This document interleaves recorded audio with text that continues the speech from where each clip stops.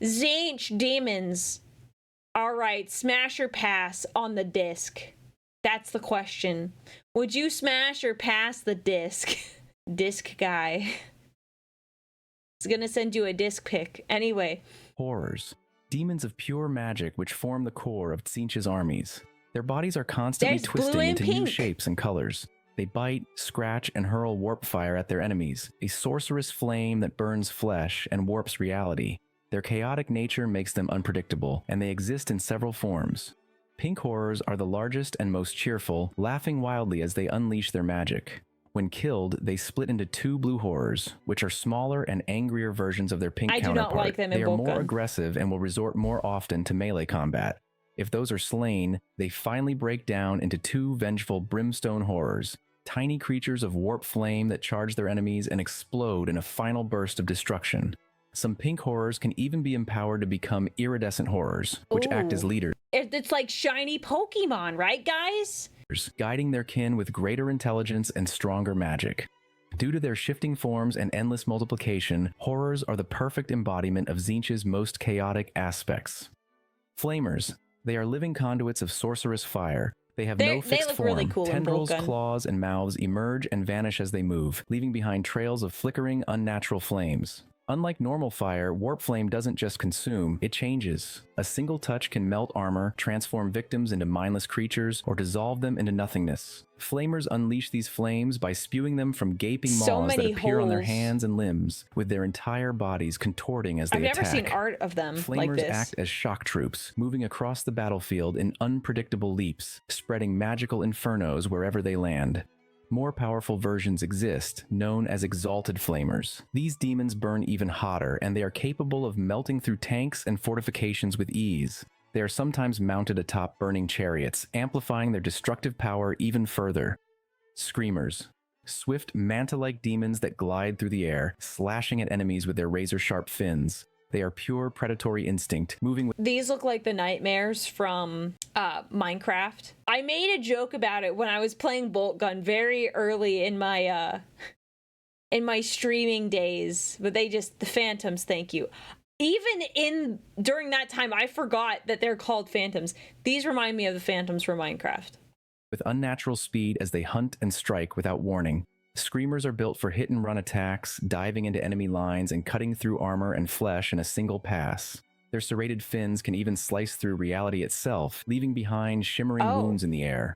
Their lamprey-like mouths are capable of biting through vehicles and— Okay, that looks kind of cute, though. consuming the very essence of their victims. Unlike other demon beasts, screamers cannot be used as mounts due to their wild and untamable nature. Never However, jack with a Tzeentch can horse. reshape Don't them into be special stupid. demonic discs, binding them to a rider through sorcery, something we'll cover in the next entry. Discs of Tzeentch. These are screamers that have been reshaped by Tzeentch's sorcery, bound into service as flying mounts for favored sorcerers and demons. Unlike their wild counterparts, discs are fully controlled by their rider, gliding through the air with unnatural speed while striking surrounding enemies with enchanted blades, fanged maws, or writhing tendrils. Discs are typically awarded to heralds of Tzeentch or chaos champions, allowing them to soar across the battlefield and strike from above. Some are adorned with watching eyes, plated in warp-forged gold and silver, or enhanced with psychic senses that attune them to their rider's will. In rare cases, Tzeentch creates flying chariots, formed by a disc pulled by two screamers. These demonic war machines carry the most powerful sorcerers into battle at the head of vast demon legions. Heralds— I was thinking about that. Yeah, there's an eye on top of the disc, so the disc is always looking up the rider's, like, loincloth, skirt, whatever you want to call it.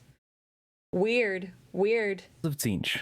The most powerful and cunning among horrors, heralds are chosen by the Changer of Ways to serve as commanders and sorcerers in his legions. They act as focal points for Tzeentch's magic, amplifying the power of nearby demons. He's got one of Zoran's orbs. That's one of Zoran's orbs. Give it back. And warping the battlefield with their presence. Some ride into battle on discs of Tzeentch, soaring above the chaos while directing their forces with calculated precision.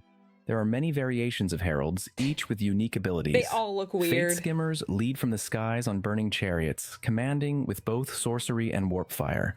Fluxmasters are powerful spellcasters, acting as conduits for Tzeentch's devastating magic. Changecasters serve as footbound leaders, directing demonic war bands with their knowledge of fate and sorcery. Each herald is a formidable magic threat, a leader, and a direct extension of Tzeentch's will on the battlefield. The Blue Scribes, a pair of bizarre twin heralds, Ptarax and Zirat, created by Tzeentch for a singular purpose, to recover every lost fragment They're palindromes of each other. of his former power. According to legend, there was a time when Tzeentch ruled supreme over the warp until the other Chaos Gods united against him, shattering his form into 10,000 pieces. Each shard contained a fragment of his essence scattered across time and space. I'm so sad about the Blue this. Scribes travel the galaxy on top of their Disk of Tzeentch to find and record them all in the hopes of restoring their master's lost supremacy. Despite their grand mission, the Blue Scribes are a peculiar and inefficient duo. Ptarax can transcribe spells into chaos runes and glyphs, but cannot read his own writings. Zirat can read his brother's scrawls, but cannot understand them, leading to uncontrolled bursts of magic whenever he speaks. To make matters worse, the two are constantly bickering, slowing their progress even further. But this design is no accident. Tzeentch cannot risk entrusting this task to a more powerful demon, as any ambitious servant might claim his power for themselves. The Changeling. A master of deception and trickery, the Changeling is an extremely insidious herald of Tzeentch. Unlike other heralds, it does not command armies or fight openly. Instead, it infiltrates and manipulates, taking on any form it desires. The Changeling's disguises are flawless. It mimics the voices, movements, and even the abilities of those it impersonates. It has fooled Xenos, humans, and even greater demons, and it can set entire factions against one another or subtly twist the course of history for its own amusement. Even if discovered, the Changeling is far from defenseless. It wields powerful sorcery, capable of warping reality and turning an enemy's own attacks against them. The true extent of its schemes is unknown, even to other demons of Tzeentch. Whether acting on direct orders or pursuing its own unknowable agenda, the Changeling ensures that nothing, not even the plans of the Architect of Fate, are truly predictable. Dark Princelings. Demon princes of Tzeentch, known as Dark Princelings, are mortals who have achieved the highest favor of the Changer of Ways, ascending into immortal beings of sorcery and deception. Each Dark Princeling is shaped by the path they took to demonhood. Some remain hidden manipulators working from the shadows, while others lead Tzeentch's scintillating legions as warlords, commanding through sorcery rather than brute strength.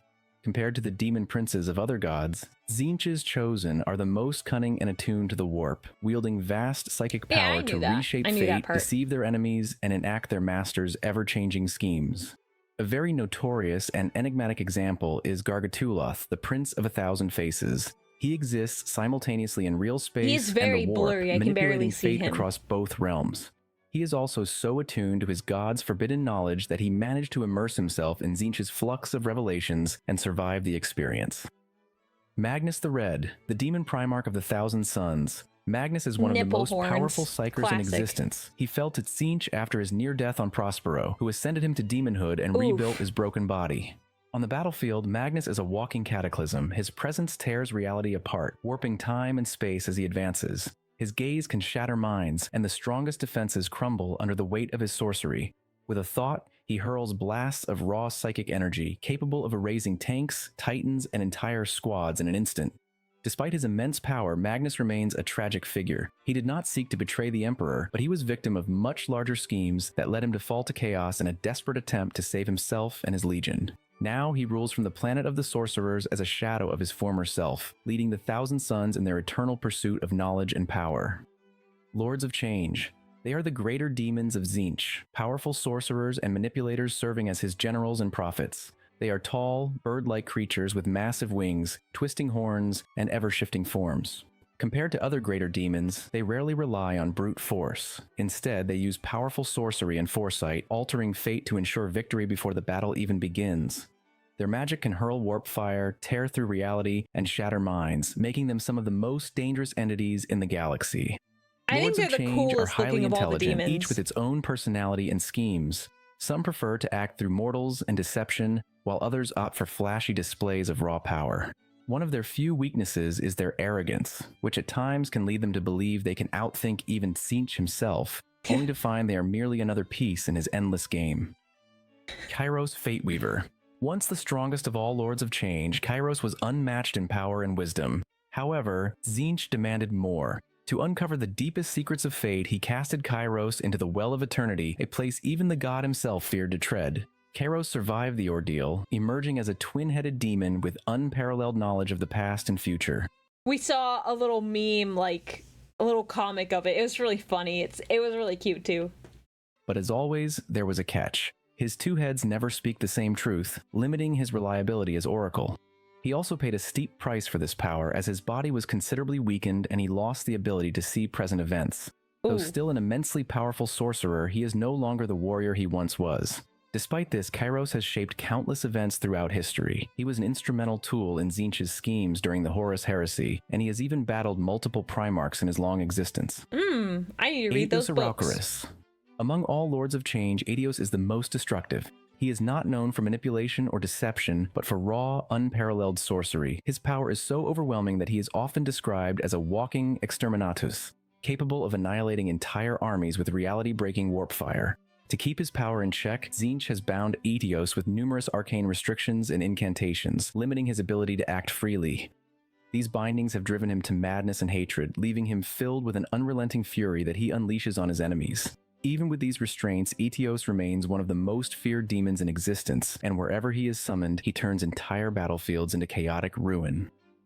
That wraps up our deep dive into the demons of Tzeentch. If you enjoyed the video, drop a comment below with your thoughts. Also, don't forget to like, subscribe, and hit the bell so you don't miss out on.